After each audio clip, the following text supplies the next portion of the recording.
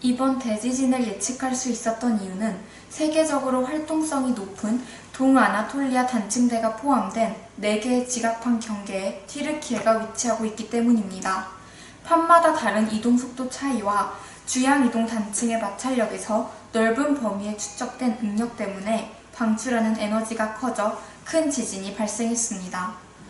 우리나라에 있는 주양이동 단층 지역인 포항, 경주, 제주도도 이 때문에 지진이 발생한 것입니다.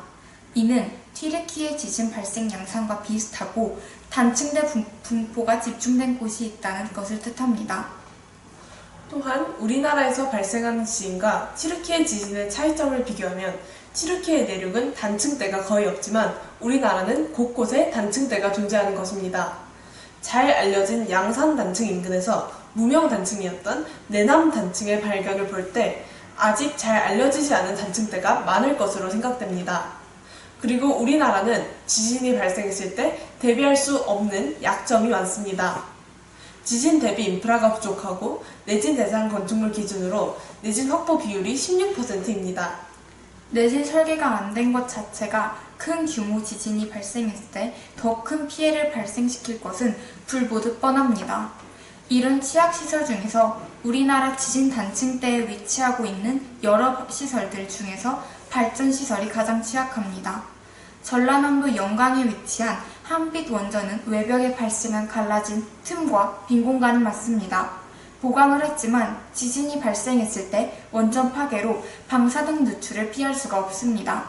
더군다나 평소풍이 영향을 받는 계절이면 동쪽으로 방사능이 퍼져나가면서 더 많은 지역이 방사능에 오염될 것입니다. 그리고 영남 지방에 위치한 안동 지역은 사력댐으로 만든 수력발전소 2곳이 있습니다. 이 댐 모두 지진대 위에 설치돼 있어 붕괴 위험성을 가지고 있습니다. 붕괴 시 인구 15만 명의 안동시에 있는 아파트 2층 높이까지 홍수가 날 것입니다.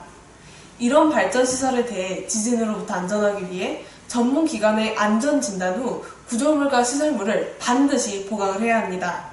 또한 새롭게 신축할 경우에는 과학적인 시공 설계가 필요하기 때문에 내진 설계와 면진 설계가 복합되거나 또는 재진 설계와 면진 설계를 결합시킨 방법으로 건축물을 지어 내구성을 높여야 합니다. 그리고 지진은 자연재해이므로 대응이 쉽지 않습니다. 그러기에 먼저 알 수 있는 지진 조기 발견 시스템이 필요합니다. 이런 조기 발견 시스템을 운영하기 위해 라돈가스 방출량을 상시 관측하거나 불투성 지층의 균열로 인해 지하수의 수위 변화와 수압 변화를 상시 관측해야 합니다. 하지만 방법에 대한 신뢰도가 낮은 점을 고려하여 전기 전도도 변화를 이용한 지진 정보 시스템 구축이 필요합니다. 불투수성층의 균열로 해수와 지하수의 방향이 바뀌어 변화되면 해수와 담수의 혼합 유무를 측정할 수 있기 때문입니다. 이런 지진에 대한 연구 인력과 시설을 지원할 수 있는 인프라를 구축한다면 전국 지하수 관측소 사이의 통신망을 구축하여 초기에 지진 발생 유무를 예측할 수 있다고 생각합니다.